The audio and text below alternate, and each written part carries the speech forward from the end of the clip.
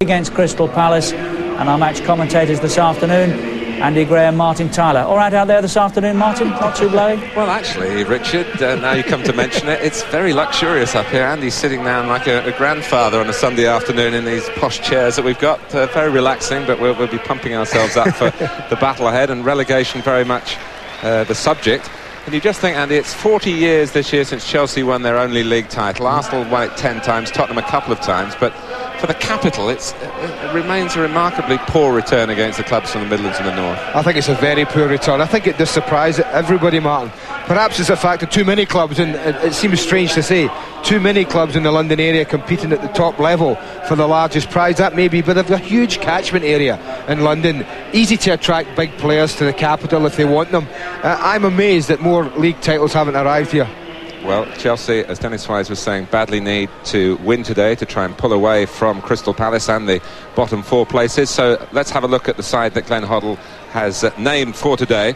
Well, Kevin Hitchcock had kept goal only twice in the first team this season before last weekend. Now it's his third appearance in 9 days because of Dimitri Karin's shoulder injury. In front of Hitchcock, three of the back four that played in Bruges, plus Andy Myers in for Scott Minto. With Dennis Wise forced to sit this one out, Craig Burley, classed as a foreigner in midweek, he regains his place in midfield. And Mark Steen successfully tested a damaged knee this morning. He's up front with John Spencer.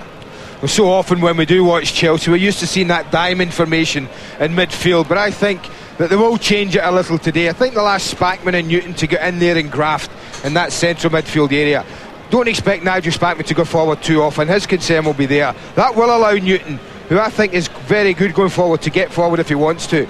Gavin Peacock, who would normally play in the hole here, just behind the front two. I think when they lose the ball, you'll see him drop into this wide area to make it four in midfield. But he will have license to go forward and join Steen.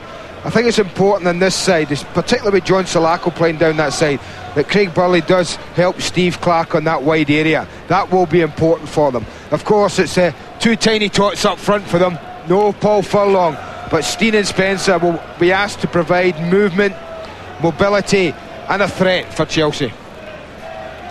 Well, Crystal Palace, of course, have been under a media siege on the subject of Chris Armstrong, but they managed to keep quiet. A very surprise selection. Eric Young fell out with Alan Smith after that 6-1 opening day disaster at home to Liverpool, and this is his first senior game since then. Chris Coleman is suspended, and Darren Patterson is preferred to John Humphrey at right back.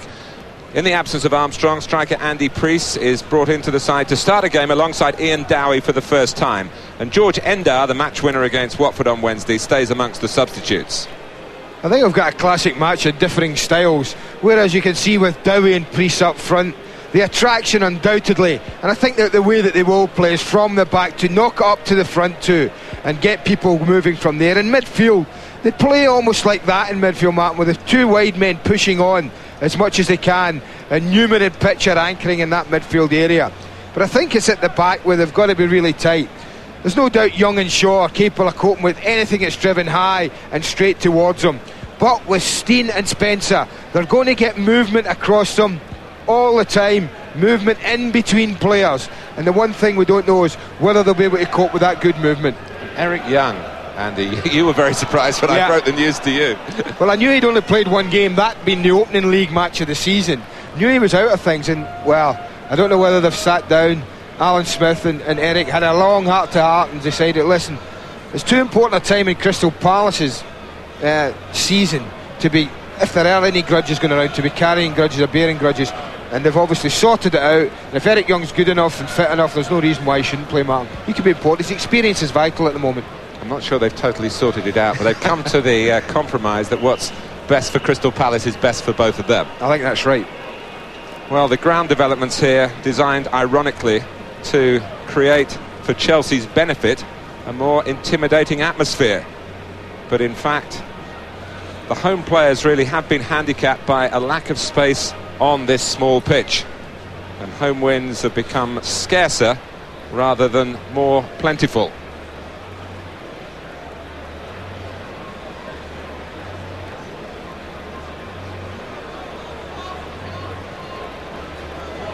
First to show, Crystal Palace, led by their young ambassadorial figure, Gareth Southgate.